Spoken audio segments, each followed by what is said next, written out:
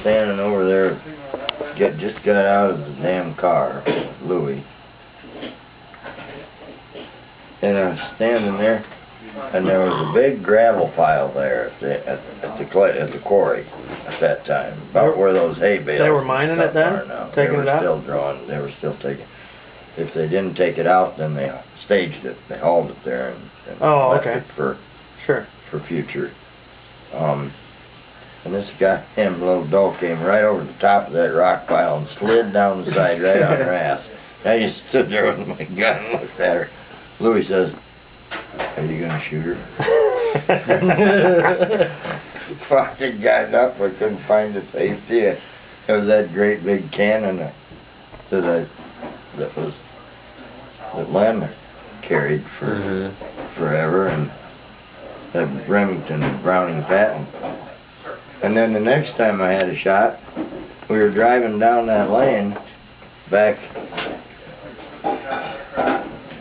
Oh, the one that's between the Kramers and the brick house, the one that goes all the way back to Mott's. We were driving down there, and the damn deer came down to the fence, turned and stood broadside to me. And Louis said, I was sitting in the back seat. He said, "Roll the window down and shoot her." So I rolled the window down and I put the gun up, and I just kept squeezing that trigger and nothing fucking happened. Nothing had happened and nothing had happened. And he said, "Mike, you gotta take the safety off." Do they have rules about that back then, shooting out of the car and stuff? Oh yeah, you weren't supposed to do any of that kind of stuff. We never did. A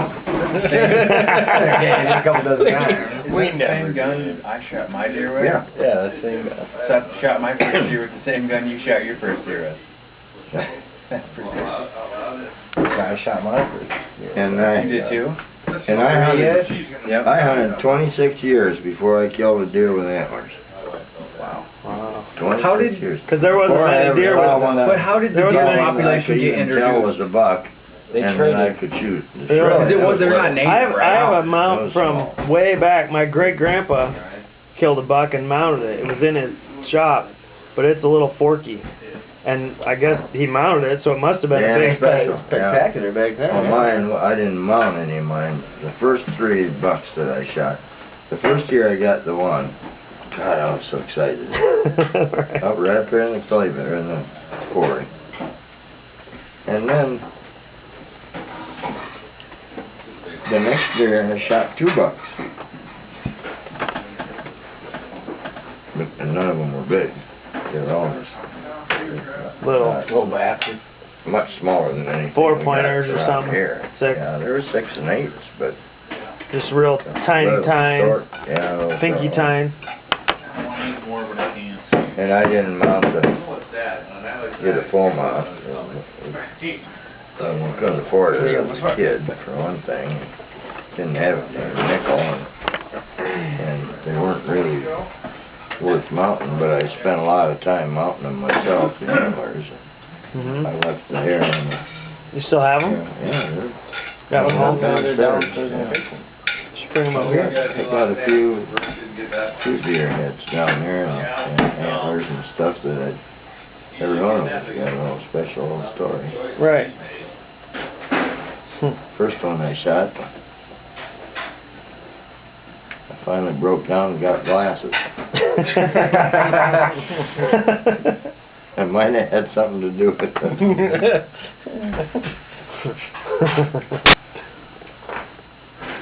Well, you just didn't see them. Well, after the Depression, the deer population was decimated. And when they finally intervened and closed the season, there's no season on deer anymore for the longest time. They closed. Oh, they couldn't hunt whitetails at all. They finally started coming back. And then you remember that time first frame? started out that you'd have drawings. Is that like the 60s or? There was some other stuff before that I can't remember exactly how it worked, but you could get what they called a party tag. And that, one guy in the group could shoot or something? it didn't matter, anybody could shoot it, but you were only allowed to kill X number of deer. Right. With this party You might tag. have 3 And you got tags, a but number. 20 guys could go. Number, and there was a paper thing, and you hung it on the back of your coat. Yeah, you had there were little hooks on the back of your hunting coats in those days, and you had to hang that number, that tag on the back of your coat. And you were allowed to kill however many deer you qualified for. That was way before I was hunting, but I mean, there's a few pictures of a couple of does hanging in the trees out in front of our house there in Claremont. I don't know where those pictures are. I know they're around somewhere. Man, that was pretty special. 2 does hanging out there. It was. In those days. You know, that's... Well, back then the meat was, I mean, that was a big deal. Oh. And surprisingly, it is today up here. Still? A lot of people are meeting. And things look pretty much the same here as they did back. Like topography, like the lay of the land? Yeah, and like is everything pretty much the same? For the most part, it's not a lot changed. Did you guys hunt in the same areas? Like, If anything that's changed is the number of farms, actual farms. Split up more? Is the road the same? You done? Yeah. Yeah, thanks. There used to be, every one of these little farm places, you go around and look at them, all those little boxes up there where properties are, they all had a farm, they were all a farm. You have a 150 acre farm, and the guy raised corn. Soybeans weren't a real big thing at that time for some reason or another, at least I don't recall them as being, but oats. They did a lot of oats and alfalfa, hay.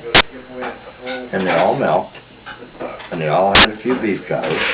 Gosh, They all had chickens, and they all had some pigs. milking's a lot of work. Everybody did that. And then one of the first things to go was the milking, because Right. it's such a pain. Right. We hated to lose. We hated that when we started, when it got to the point that we couldn't find anybody, any tenants that would Would do it. Oh, yeah. Because that was a steady income. You know, Unless you get fresh had a milk milk every day. check every goddamn week. And otherwise you sell some corn or you sell a pig or Right. whatever Well, else. big, So, a big yeah. amount, but you had to Right, but yeah. it was always, you always had that steady income, and that was important.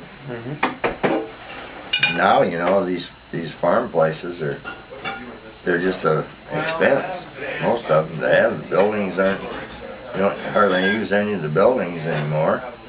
We got those little farrowing pens and hog houses down there that, I mean, they're nice, they're in good shape. If a guy wanted to start out a little bitty hog operation, Right.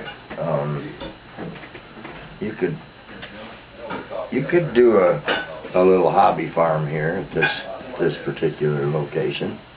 Wouldn't be difficult at all to have raise a couple of special cows, maybe bring in a couple of belted Galloways or something, just unique, just for the hell of it. And go out there and feed them grass every day instead of corn and stuff to make them taste good.